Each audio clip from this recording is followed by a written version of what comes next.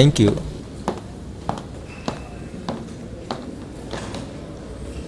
ये पिछला हिसाब किताब तो हम खत्म कर चुके, अब इन बच्चों को सुकून से बसने दें हशमत साहब। मेरे हिसाब किताब में पैसों से हटकर भी कुछ मामलात हैं अजीमा खातून। जी बिल्कुल,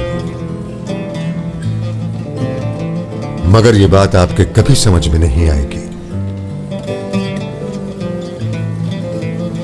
मेरी नन्ही मुन्नी गुड़िया अभी उलझन में है, लेकिन एक दिन ये भी समझ लेगी। हशमत साहब, ये बच्चे एक दूसरे को बहुत चाहते हैं।